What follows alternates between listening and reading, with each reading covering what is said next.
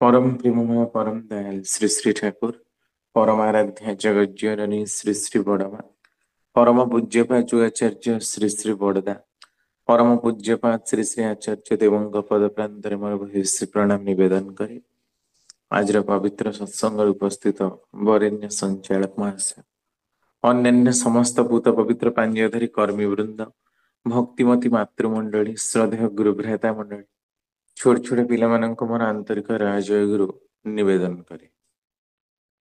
ଆଜି ଗୋଟିଏ ବିଶେଷ ଦିନ ଭାରତୀୟ ପରମ୍ପରାର ଯେତେ ପର୍ବପର୍ବାଣୀ ଅନୁଷ୍ଠିତ ହୁଏ ଲୋକ ସମୂହରେ ବିଭିନ୍ନ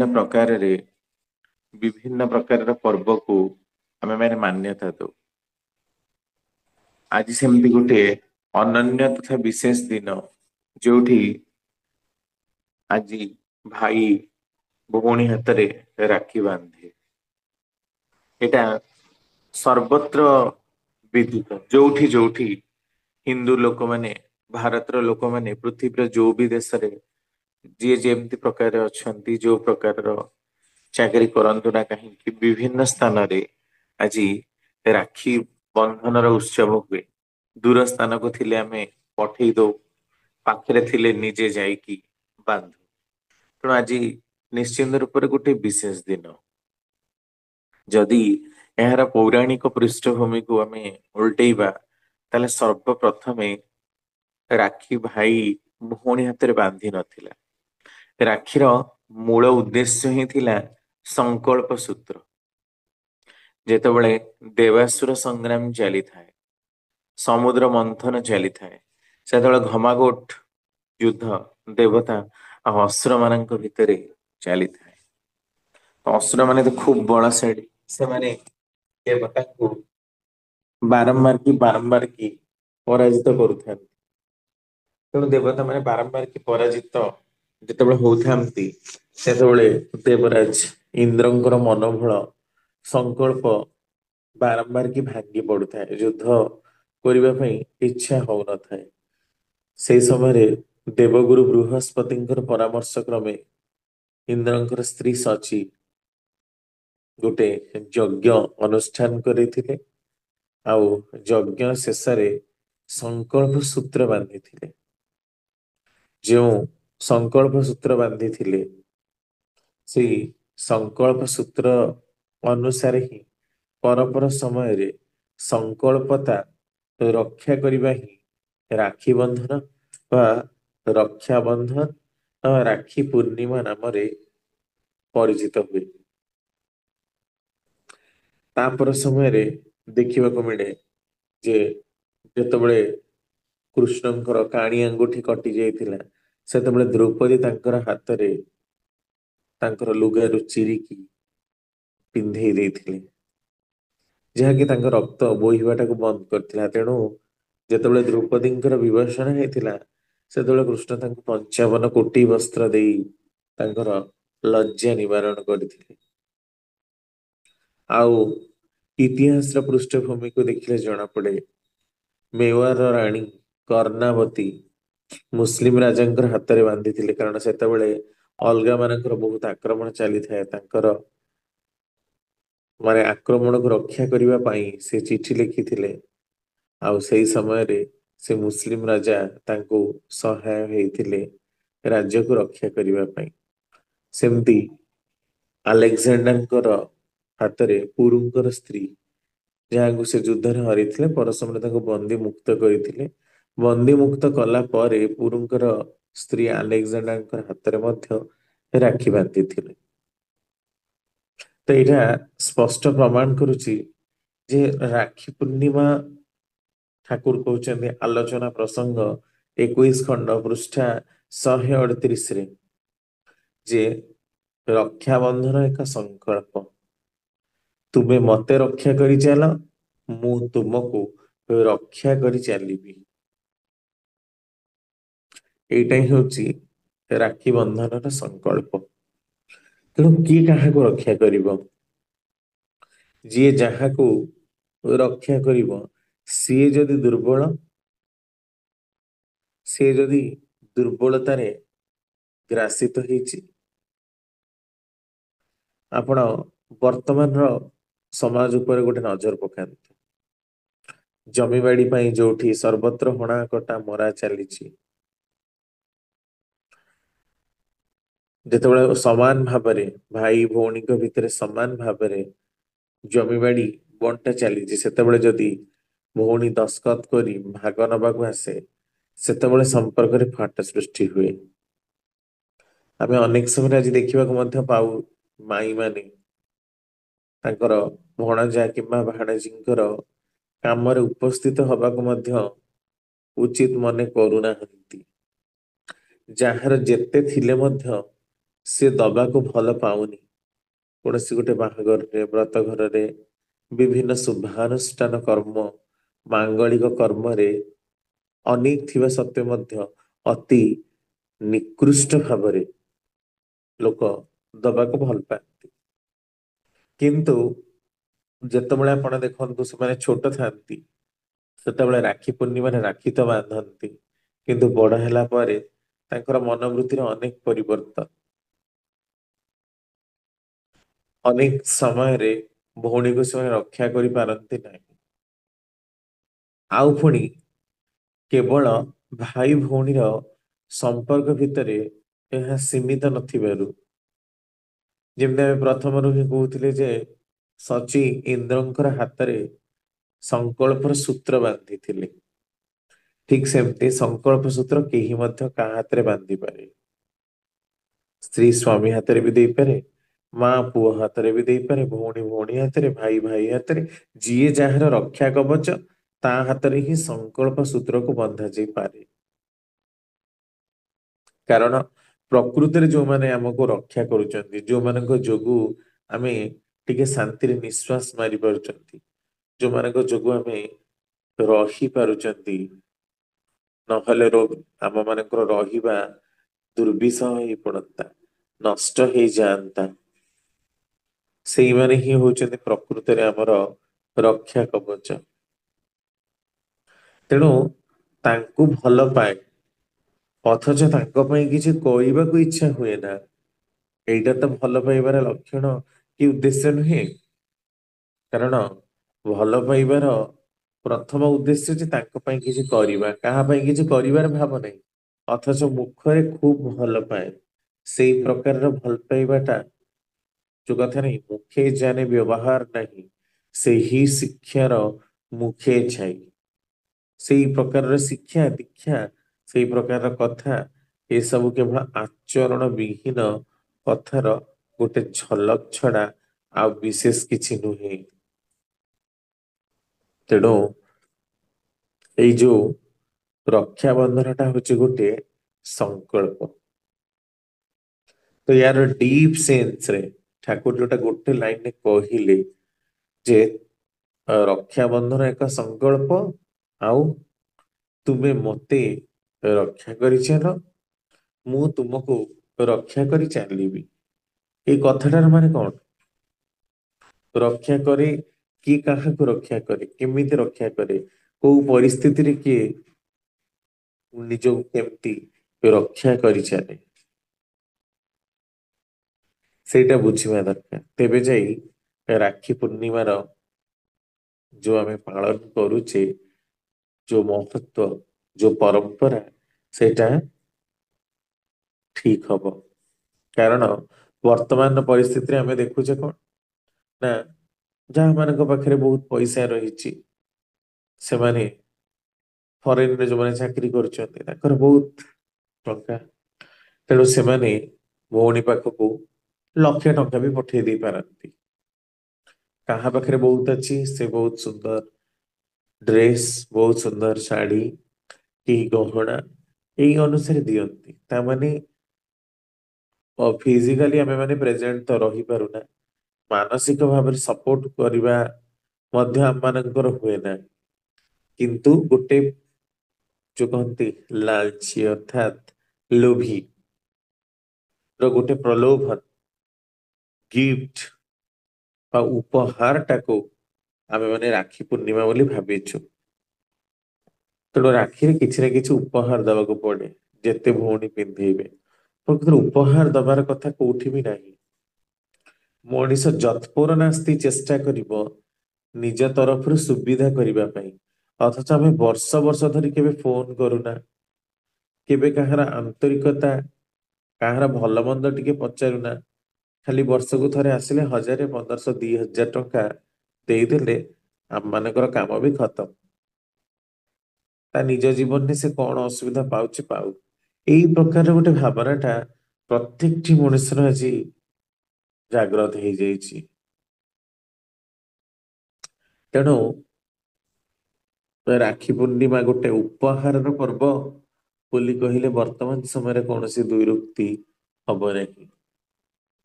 ଜଣେ ମତେ ଯାହା ଦେଇଛି ମୁଁ ତାକୁ ତା ଦେବି, ତାର କିଛି ମାନେ ନାହିଁ। କିନ୍ତୁ ଆମ ମାନଙ୍କର ଜୀବନ ଚଳନ ଆଉ ଚରିତ୍ର ଯଦି ଉନ୍ନତ ଭାବରେ ସଜାଡି ହୁଏ, ଯୋଗାଡି ହୁଅନ୍ତା, ତାହେଲେ ମଣିଷର ଚରିତ୍ରଟା କିନ୍ତୁ ଅନେକ ପରିମାଣରେ ରେକ୍ଟିଫାଏ ବା ମାର୍ଜିତ ହେଇଯାନ୍ତା। ତେଣୁ ଏଇ ଯୋଉ କଥା ଠାକୁରଙ୍କର କୁହା ରହିଛି ଯେ ତୁମେ ମତେ ରକ୍ଷା କର, ମୁଁ ତୁମକୁ ରକ୍ଷା କରି ଚାଲିବି। ଆଉ ଏଇ ବନ୍ଧନ ସଂହତିର ଏକ ସାକ୍ରାମେଣ୍ଟାଲ ବା ଅତ୍ୟନ୍ତ ପବିତ୍ର ଆନୁଷ୍ଠାନିକ ରୂପ। ଏଇଠି ସର୍ବପ୍ରଥମ ରକ୍ଷାଟା ମଣିଷ ଈଶ୍ୱରଙ୍କ ପ୍ରତି କରେ, କାରଣ ତା ଭିତରେ ଯୋଉ ଦୃଢ ଭାବରେ ସଂକଳ୍ପଟା ରହିବା ଦରକାର, ତୁମେ ମତେ ରଖ। କିଏ କାହାକୁ ରଖିବ? ପ୍ରତ୍ୟେକଟି ବ୍ୟକ୍ତି ବିଶେଷ ପ୍ରତ୍ୟେକଙ୍କୁ ହିଁ ରଖିବେ, କାରଣ ଜଗତରେ ସମସ୍ତେ ପରସ୍ପରକୁ ରକ୍ଷା କରିଛନ୍ତି ବୋଲି ଜଗତଟା ତିଷ୍ଠିଛି। ଆମକୁ ସହିଛନ୍ତି, ସେଇଟା ହେଲା ରକ୍ଷା କରିବା। ଆମକୁ ବହିଛନ୍ତି, ଆମକୁ ନିଜ ପାଖରେ ଆଶ୍ରୟ ଦେଇଛନ୍ତି। ସମସ୍ତେ ଅତ୍ୟନ୍ତ ନଷ୍ଟ ଚରିତ୍ରର ନୁହନ୍ତି, କି ସମସ୍ତେ ବି ବିକୃତ ନୁହନ୍ତି, ସମସ୍ତେ ଜ୍ଞାନୀ ନୁହନ୍ତି କି ଗୁଣୀ ନୁହନ୍ତି। ପ୍ରତ୍ୟେକଟି ମଣିଷ ପାଖରେ କିଛି ଭଲ ଆଉ କିଛି ଖରାପ ରହିଛି। ଆମେ ଯଦି ପରସ୍ପରକୁ ସହ୍ୟ କରି ଭଲ ଆଉ ଖରାପଟାକୁ ମିଶେଇ ଚାଲିପାରୁ, ତେବେ ଯାଇ ଆମେ ବାଲାନ୍ସଟାକୁ ରକ୍ଷା କରି ଚାଲିବା, ସମତ୍ୱକୁ ବଜାୟ କରି ଚାଲିବା, ତେବେ ଯାଇ ଆମର ରକ୍ଷା କରିବାଟା ସାର୍ଥକ ହବ। ଏବେ କେମିତି ରକ୍ଷା କରିବା ନିଜକୁ ଦେଖନ୍ତୁ। ଆମେ କେତେ ଲୋକଙ୍କ ସାଙ୍ଗରେ ମିଶୁଛେ, ଘରେ ବାହାରେ, ନିଜର କର୍ମ କ୍ଷେତ୍ରରେ, ବିଭିନ୍ନ ଜାଗାରେ ଆମେ ମାନେ ଲୋକଙ୍କ ସହିତ ମିଶୁଛେ। କିନ୍ତୁ ଆପଣ ଦେଖିବେ ଅନେକ ସମୟରେ ଆମେ ଝଗଡା ଝାଟି କରୁଛେ, ପାଟିତୁଣ୍ଡ କରୁଛେ, ମନମାଳିନ୍ୟ ହଉଛି, କାରଣ ଅନେକ ଲୋକଙ୍କର ମନମାନି ଥାଏ, ଯୋଉମାନେ ନିଜକୁ ଭାରି ଡୋମିନେଣ୍ଟ ବୋଲି ମନେ କରନ୍ତି। ଗୋଟେ ପଦବୀକୁ ଗଲା ପରେ ସେମାନେ ତାର ମିସ୍ ୟୁଟିଲାଇଜେସନ, ଦୁରୁପବ୍ୟବହାର କରିବା, ଦୁରୁପଯୋଗ କରିବା ଆରମ୍ଭ କରନ୍ତି। ତେଣୁ ଅନେକ ସମୟରେ ଆମର ବହୁତ ଲୋକଙ୍କ ସହିତ ମତଭେଦ ବି ହୁଏ। କିଛି ମାନଙ୍କ ସହିତ ଆମର ଭଲ ସମ୍ପର୍କ ଥାଏ, କିନ୍ତୁ ଯୋଉମାନଙ୍କ ସହିତ ମତଭେଦ ହୁଏ ସେମାନେ ହଇରାଣ କରନ୍ତି। ଆମେ ତାଙ୍କ ପଛରେ ଲାଗୁ, ସେମାନେ ଆମ ପଛରେ ଲାଗନ୍ତି। ଏଇ ପ୍ରକାରରେ ଆମେ ପରସ୍ପରକୁ ସମସ୍ତେ ଦୋଷାରୋପ କରି କରି ଚାଲୁ।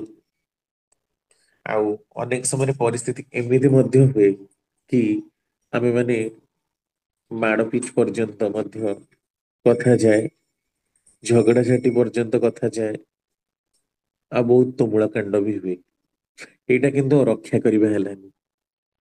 ଆମେ ଯଦି ପରସ୍ପରକୁ ରକ୍ଷା କରି ଚାଲିଥାନ୍ତେ, ହଁ, ଉପଯୁକ୍ତ ସମୟରେ ଦଣ୍ଡର ବିଧାନ ବି କରିବା ଦରକାର। ତାମାନେ ଏକଥା ନୁହେଁ ଯେ ଆମେ ଭୁଲ ସହିତ ଅସତ୍ ସହିତ ସାଲିସ କରି ଚାଲିବା, କିନ୍ତୁ ତାର ବି ଗୋଟେ ଲିମିଟେସନ ଅଛି। ଯୋଉଠି ଆମେ ପାରିବା, ଯୋଉଠି ଆମ ମାନଙ୍କର କଥା କେହି ଶୁଣିବେ, ସେଇ ଜାଗାରେ ଆମେ ନିଜକୁ ପ୍ରୋଟେକ୍ଟ କରିବା। ଯଦି ନୁହଁ, ତାହେଲେ ଯଥା ସମ୍ଭବ ସେ ସ୍ଥାନ ଛାଡି ପଳେଇ ଆସିବା। ତା ଯଦି ନ କରିପାରୁ, ଏଭଳି କୌଣସି ପରିବେଶକୁ ଯିବା ଯୋଉଠି ସେ ଲୋକର ଅସତ୍ ଛାୟା ମତେ ସ୍ପର୍ଶ କରିପାରିବ ନାହିଁ।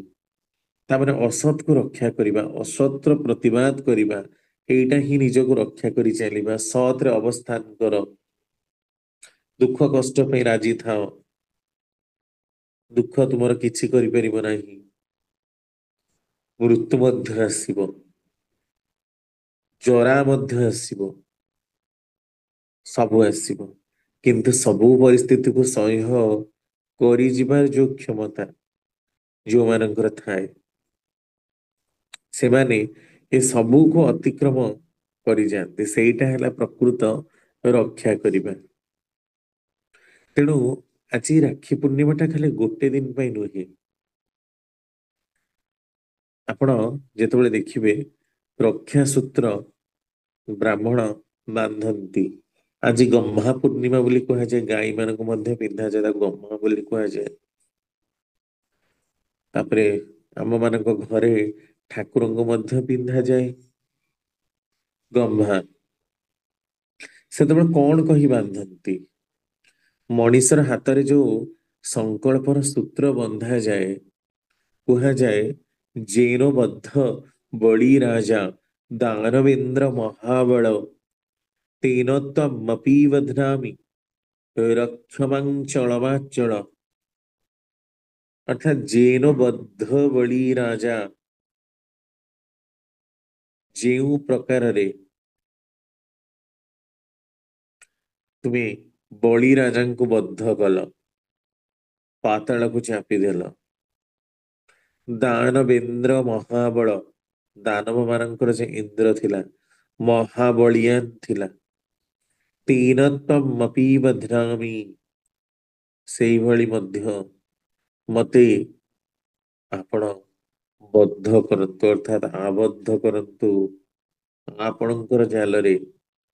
ରକ୍ଷମାଞ୍ଚଳମାଚଳ, ମତେ ରଖନ୍ତୁ ଚଳ ଅଚଳ ପର୍ଯ୍ୟନ୍ତ, ସଚରାଚର ଜୀବ ଥିବା ପର୍ଯ୍ୟନ୍ତ, ତାପରେ ମଧ୍ୟ ଆପଣ ମତେ ରଖନ୍ତୁ। ଆଉ ପୁଣି କୁହାଯାଏ ଓಂ କଶ୍ୟପସ୍ୟ ତ୍ରାୟୁଷମ୍ ଯମଦଗ୍ନି ସ୍ତ୍ରୀ ଆୟୁଷମ୍ ଯଦ୍ଦେବାନାଂ ତ୍ରାୟୁଷମ୍ ତନ୍ମେ ଅସ୍ତୁ ତ୍ରାୟୁଷମ୍।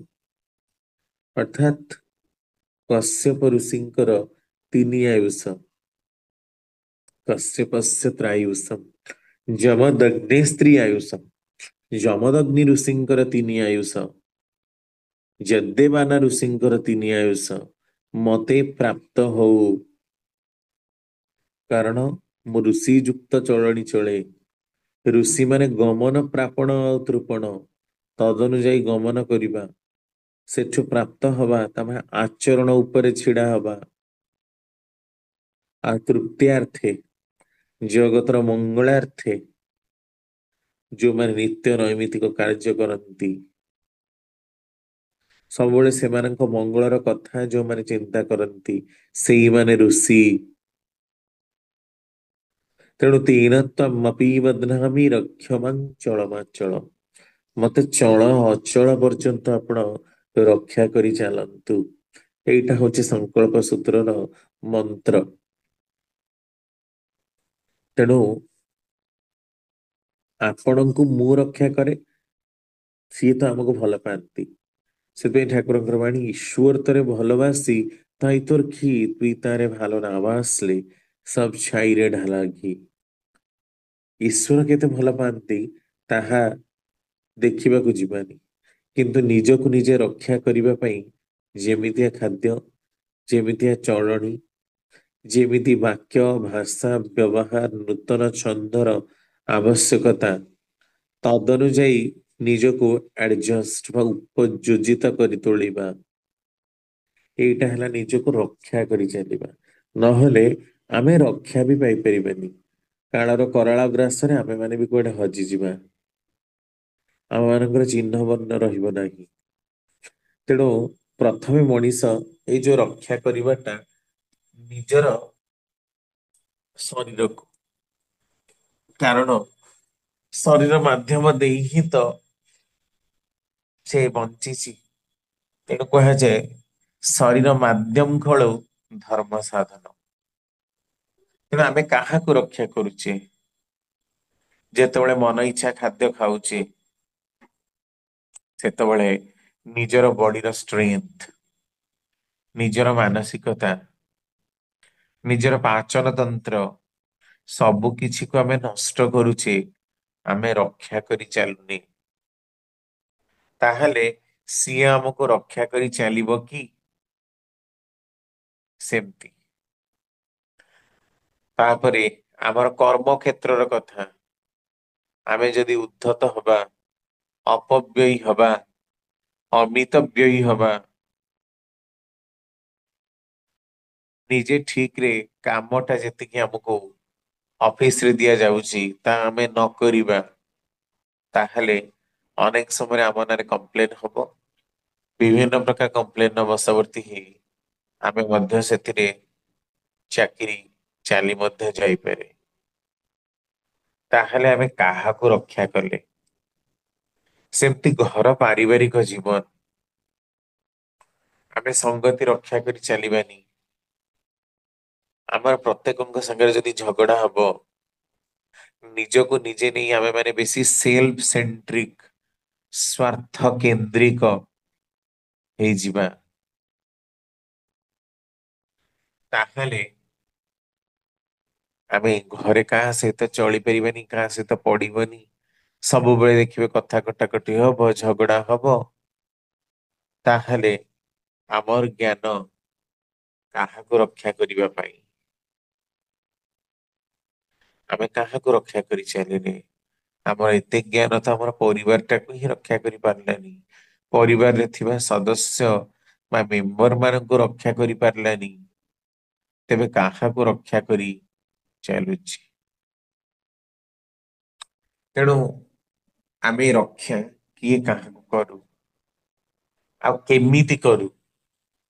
କେମିତି କରିବାର ବି ଉପାୟ ରହିଛି, ସାତ୍विକ, ରାଜସିକ, ତାମସିକ ଭାବେ ଜୋରଦାର ବୃତ୍ତି ପ୍ରବୃତ୍ତି ଉପରେ ଗୋଟେ ବିରୋଧାତ୍ମକ ଚାପ ପକାଇ ଯେତେବେଳେ ଆମେ ନିଜକୁ ନିୟନ୍ତ୍ରିତ କରିବାକୁ ଚେଷ୍ଟା କରୁ, ସେତେବେଳେ ତାକୁ ଆର୍ଟିଫିସିଆଲ ହୁଏ ବା କୃତ୍ରିମ ଭାବଗତି ବୋଲି କୁହାଯାଇପାରେ। ସେଥିରେ ପ୍ରକୃତିରେ ନିୟନ୍ତ୍ରଣ ହୁଏ ନା, ସେଥିରେ ବାଧ୍ୟବାଧକତା ଥାଏ, ସେଥିରେ ବଢି ଉଠିବାର ପ୍ରେରଣା ନଥାଏ, କିନ୍ତୁ ସେଥିରେ ଥାଏ ଅଲଗା ମାନଙ୍କର ଡୋମିନାନ୍ସି।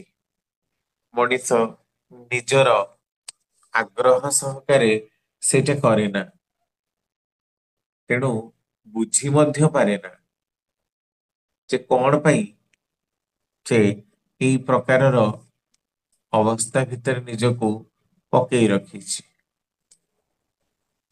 ପୁଣି ଯଦି ଆପଣ ଏଇ ରକ୍ଷା କରିବା ଉପରେ ଗୋଟେ ଆଖି ପକେଇବେ, ଗୋଟେ ଝଲକ ପକେଇବେ, ତେବେ ସ୍ପଷ୍ଟ ଭାବରେ ଆପଣ ଅନୁଭବ କରିବେ ଯେ ରକ୍ଷା କିଏ, ଆମର ଶରୀରକୁ କିଏ ଧାରଣ କରିଛି? ଆତ୍ମା। ତା ପାଇଁ ଆମେ କିଛି କରୁନା, କାରଣ ମନକୁ ନିୟନ୍ତ୍ରଣ କରିବାର ଉପାୟ ହଉଛି ନାମ ଜପ କରିବା, ଈଶ୍ୱରଙ୍କର ଗୁଣ କୀର୍ତ୍ତନ କରିବା, ତାଙ୍କର ଭାବ ସମୁଦ୍ରରେ ହଜିଯିବା, ଯୋଉଟା କି ଆତ୍ମାକୁ ପ୍ୟୁରିଫାଏ କରିବ। କିନ୍ତୁ ବର୍ତ୍ତମାନ ତ ଆମର ଆଦୌ ସମୟ ହିଁ ନାହିଁ କାହା ପ୍ରତି, ଆଉ ଏସ୍ପେସିଆଲି ଈଶ୍ୱରଙ୍କ ପ୍ରତି ତ ଆମମାନଙ୍କର ଭାବବତ୍ତା ଆଦୌ ହିଁ ନାହିଁ। ସବୁ ଜାଗାରେ ଗୋଟେ ମେକାନିକାଲ, କେବଳ ଜୋର ଜବରଦସ୍ତ ଆମେ ପୂଜା ଗୋଟେ ସାରି କେମିତି ଆମର କାମରେ ଯିବା, କାରଣ ଈଶ୍ୱର ଆଜି ଗୌଣ ହେଇଛନ୍ତି, ସିଏ ଆଜି ନେଗ୍ଲିଜିବୁଲ ହେଇଛନ୍ତି। ତେଣୁ ଏଇ ପ୍ରକାର ଅବସ୍ଥା ଟା ଲୋକ ସମାଜ ଭିତରେ କେମିତି ମାଡି ଯାଇଛି। ତେଣୁ ଏଥିରେ ରାକ୍ଷୀ ବାନ୍ଧିବା ନିଶ୍ଚିତ ରୂପରେ ଗୋଟେ ନିରସତା ବହନ କରୁଛି। ସେଇ ନିରସତା ଭିତରେ ହିଁ ଆମେ ଚାଲିଛୁ।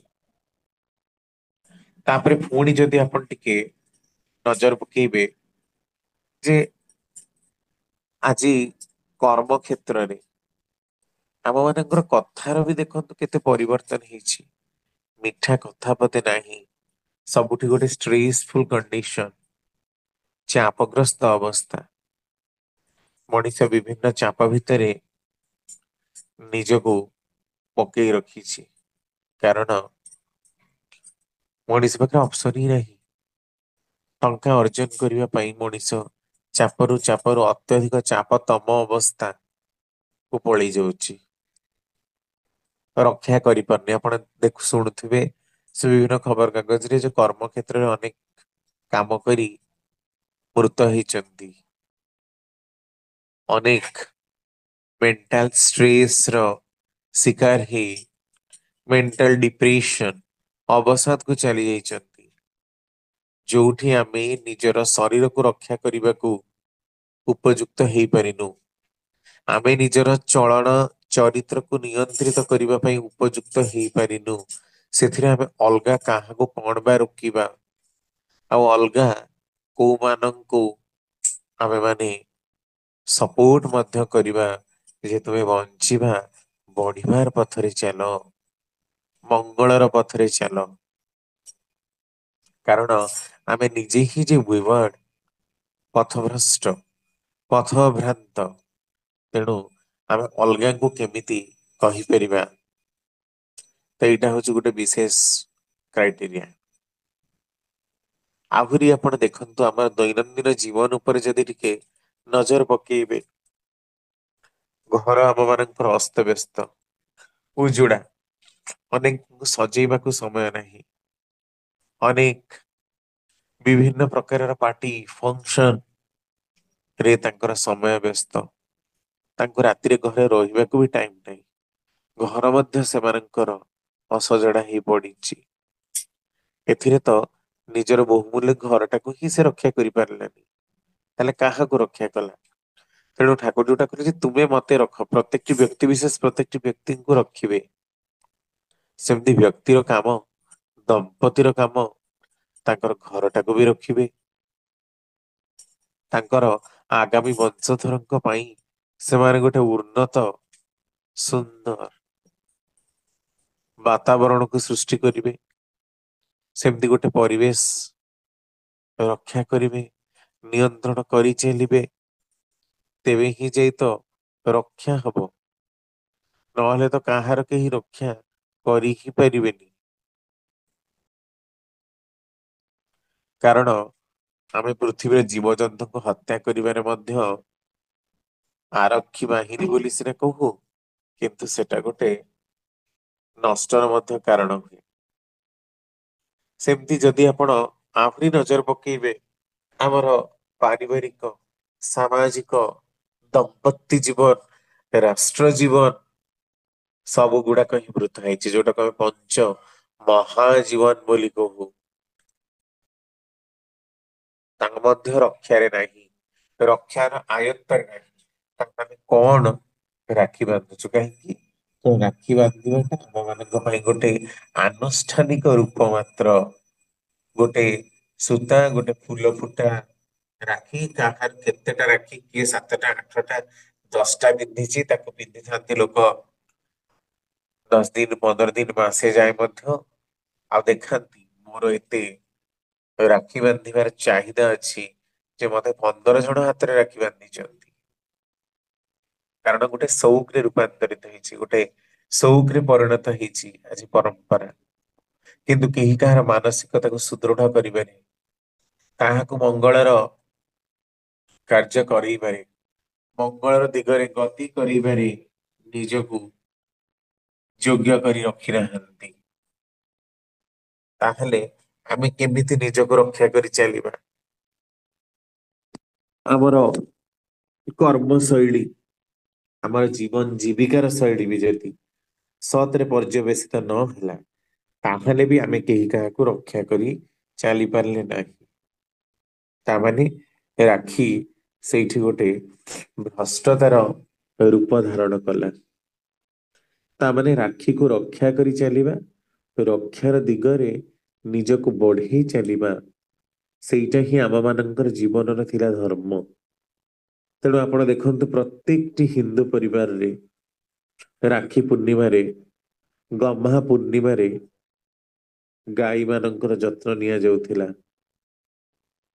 ପରିବାରରେ ଯେତିକି ହର୍ଷ ଉତ୍ଫୁଲ୍ଲତାରେ କାମ ହଉଥିଲା, ତାଠୁ ବେଶୀ କାମ ହଉଥିଲା ଆମର ସମାଜରେ।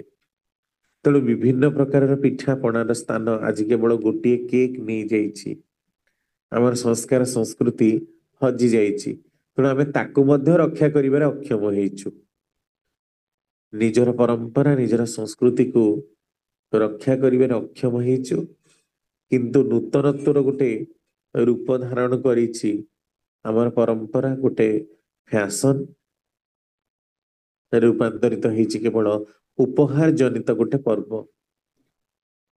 କିନ୍ତୁ ଠାକୁରଙ୍କର ଏଇଟା ଗୋଟେ ଆହ୍ୱାନ, ଦିଗନ୍ତ ବିସ୍ତାରୀ ଆହ୍ୱାନ, ଯେ ଆମେମାନେ ଯେମିତି ନିଜକୁ ରକ୍ଷା କରିବା ସହିତ ଆମର ପରମ୍ପରା, ସଂସ୍କୃତି, ଭାସ୍କର୍ଯ୍ୟ, ଆମର ଗୌରବ, ଆମର ପ୍ରତ୍ୟେକଟି କଥାକୁ ନିଖୁଣ ଭାବରେ ରକ୍ଷା କରି ଚାଲୁ। ତା ନହେଲେ ରାକ୍ଷୀ କେବଳ ଗୋଟେ ଆନୁଷ୍ଠାନିକ ପର୍ବ ହବ, ରକ୍ଷାବନ୍ଧନ ଗୋଟେ ଫ୍ୟାସନ ହବ, କିନ୍ତୁ ତାର ପଛରେ ଲୁଚି ରହିଥିବା ତତ୍ଵ ଗୁଡାକୁ ଅନୁସରଣ କରିବା ପାଇଁ ଆମେମାନେ ଅକ୍ଷମ ହବୁ। ଆଉ ହୁଏତ ପର ସମୟରେ ଆଉ କିଛି ବର୍ଷ ପରେ ଏମିତି ଷ୍ଟେଜ ଆସିବ, ସମସ୍ତେ ଯେମିତି ହ୍ୱାଟ୍ସଆପ ରେ ଆଜିକାଲି ଗୋଟେ ମେସେଜ ପଠେଇ ଦଉଛନ୍ତି, ସେମିତି ଅନଲାଇନରେ ହିଁ ରାକ୍ଷୀ ପଠା ହଉଥିବ। ଆଉ ମଣିଷ କଷ୍ଟ କରି ଯିବାକୁ ଚାହିଁବନି, କାରଣ ଟଙ୍କାର ଡିମାଣ୍ଡଟା ଖୁବ ବଢି ଯାଇଥିବ, କିନ୍ତୁ ମଣିଷ ମନରେ ଭାବ ନଥିବ, ଆନ୍ତରିକତା ନଥିବ। ତେଣୁ ଆମେ ଦୈନନ୍ଦିନ ଜୀବନ ଭିତରେ ହିଁ ରାକ୍ଷୀକୁ ରକ୍ଷା କରି ଚାଲୁ। ତା ନହେଲେ କେହି କାହାକୁ ଆମେ ରକ୍ଷା କରିପାରିବାନି। କେବଳ ମଣିଷର ଯିବା ଆସିବା, ବିୟୋଗ ଭିତରେ, ଦୁଃଖ ଭିତରେ, କଷ୍ଟ ଭିତରେ ସୀମିତ ରହିବା, ଏଇ ପ୍ରକାରର ଅବସ୍ଥାଟା ହିଁ ମଣିଷର ତିଆରି ହବ। ତେଣୁ ମଣିଷର ଜୀବନକୁ ଉନ୍ନତି ପଥରେ ନବା ପାଇଁ ଏଇ ସବୁ ପର୍ବପର୍ବାଣୀ, ଆନୁଷ୍ଠାନିକ ପରମ୍ପରା କରାଯାଇଥିଲା। କୋଉ ଆବାହମାନ କାଳରୁ କେବେଠୁ ପ୍ରଚଳନ ହଉଛି ତା ଆମେ ସଠିକ କରି କହିବା ମଧ୍ୟ କଷ୍ଟ, ଯଦି ଗୋଟେ ମସିହା ବାହାର କରିବାକୁ ଆମେ ଚେଷ୍ଟା କରୁ। କିନ୍ତୁ ଯାହା ବି ହଉ, ଯୋଉ ଉଦ୍ଦେଶ୍ୟରେ କରାଯାଇଥିଲା, ସେ ଉଦ୍ଦେଶ୍ୟ ଯେମିତି ଆମମାନଙ୍କ ପାଖରେ ବୃଥା ନ ଯାଉ, ଉଦ୍ଦେଶ୍ୟକୁ ଧାରଣ କରି ରଖିବା ପାଇଁ, ଜୀବନ ବୃଦ୍ଧିରେ ଉନ୍ନତ କରି ତୋଳିବା ପାଇଁ ଯାହା ଆମମାନଙ୍କର ପ୍ରୟୋଜନ, ତା ଯଦି ଆମେ ନ କରିପାରୁ, ତାହେଲେ ଆମେ ନିଜକୁ ରକ୍ଷା କରି ଚାଲିବାଟା ଗୋଟେ ବହୁତ ବଡ ଧୃଷ୍ଟତା ବୋଲି କହିବା ଛଡା ଆଉ ବିଶେଷ କିଛି ହବନି। ତେଣୁ ଆମେ ନିଜକୁ ରକ୍ଷା କରି ଚାଲିବା ଈଶ୍ୱରଙ୍କର ଦ୍ୱାର ଦେଶରେ। ତାଙ୍କର ଦିଆ ହୁଆ ଏ ଶରୀର, ତାଙ୍କର ଦିଆ ହୁଆ ଏଇ ପ୍ରାଣ, ତେଣୁ ଆମମାନଙ୍କର ଏଇ ମନ, ପ୍ରାଣ, ଆତ୍ମା, ଆମର ଶରୀର ସବୁକୁ ଆମେ ପ୍ରଥମେ ଆଗ ଧାରଣ କରିବା, ତାପରେ ସାମାଜିକ ସଂସ୍କୃତିର କଥା ପରେ ଆସିବା। ତ ନିଜକୁ ଯେ ଧାରଣ କରିପାରୁନି, ନିଜକୁ ଯେ ରକ୍ଷା କରି ଚାଲୁନି, ପ୍ରତି ମୁହୂର୍ତ୍ତରେ ଯେ ଅସତର ସହିତ ହାତ ବଢେଇ ତା ସହିତ ସାଲିସ କରି ଚାଲିଛି, ସିଏ ଅଲଗା କାହାକୁ କି ସୁରକ୍ଷା ଦବ? ଗୁଣ୍ଡାଗିରି କରି, ମାଡପିଟ କରି, ଧମକେଇ ଚମକେଇ କେହି କାହାର ସୁରକ୍ଷା ଦେଇପାରେ ନା। ସୁରକ୍ଷା ମଣିଷର ଶରୀରର, ସୁରକ୍ଷା ମଣିଷର ମାନସିକତାର। ତେଣୁ ଉନ୍ନତ ମାନସିକତା ନାହିଁ, ସୁରକ୍ଷାର କଥା ନାହିଁ, ତାହେଲେ ମଣିଷ ରକ୍ଷା ପାଇବ କେମିତି? ନିଜକୁ ଉନ୍ନତି ପଥରେ ନେଇପାରିବ ବା କେମିତି? ତେଣୁ ନିଜକୁ ରକ୍ଷା କରି ଚାଲିବା ପାଇଁ ମଣିଷର ଯୋଉ ଆବେଗ ଦରକାର, ସେଇ ଆବେଗ ହଉଛନ୍ତି ପରମ ପିତା। ତାଙ୍କର ଦାୟରେ ହିଁ ମଣିଷ ନିଜକୁ ରକ୍ଷା କରିବ, ଯେ ମୁଁ ପରମ ପିତାଙ୍କ ପାଇଁ ବଞ୍ଚିବି, ତାଙ୍କୁ ରକ୍ଷା କରି ଚାଲିବି, ତାଙ୍କର କାମ କରିବି, ତାହେଲେ ମତେ ବଞ୍ଚିବାକୁ ହବ ଉନ୍ନତିର ପଥରେ, ସୁନ୍ଦର ପଥରେ, ମଙ୍ଗଳର ପଥରେ। ନହେଲେ ଖାଲି ବଞ୍ଚି ରହିବାଟା ବି ଯେମିତି ନା, ଖାଇ ଖାଇ ଦୀର୍ଘ ଦିନ ନ ବଞ୍ଚେ କି କାକ, କାଉର ବଞ୍ଚିଲା ଭଳି ହେଇଯିବ। ବହୁତ ଦିନ ବଞ୍ଚିବାରେ ବି କିଛି ଲାଭ ହବନି। ନିଜର ସ୍ୱାର୍ଥ ପାଇଁ ବଞ୍ଚିବାର କିଛି ମହତ୍ଵ ନଥାଏ। ଜଗତ ପାଇଁ ବଞ୍ଚିବା, ସେଇଟା ହେଲା ପ୍ରକୃତରେ ନିଜକୁ ରକ୍ଷା କରି ଚାଲିବା। ତା ନହେଲେ ନିଶ୍ଚିତ ରୂପରେ ରାକ୍ଷୀ ପୂର୍ଣ୍ଣିମାର ଉଦ୍ଦେଶ୍ୟ ଯେ ଭ୍ରାନ୍ତ ହେଇଛି, ଏହା ବୁଝିବାକୁ ପଡିବ। ତେଣୁ ମଙ୍ଗଳର ପଥରେ ଗତି କରିବାକୁ ହେଲେ ଆମେ ନିଜକୁ ସେତିକି ଯୋଗ୍ୟ କରି ତୋଳିବା ଦରକାର, ଯାହା ଭିତର ଦେଇ ଆମେ ନିଜର ପରିବାରର, ନିଜର ପରିବେଶର ଭବିଷ୍ୟତ ପାଇଁ ଦାୟୀ ରହିବା। ସେଇଟା ହେଲା ପ୍ରକୃତରେ ବର୍ଷ ତମାମ ରାକ୍ଷୀ ପୂର୍ଣ୍ଣିମାର ସଂକଳ୍ପକୁ ଜାଗ୍ରତ କରିବା ଆଉ ପରିପାଳନ କରିବା। ଜୟ ଗୁରୁ ସୁଭାଷ ଭାଇ।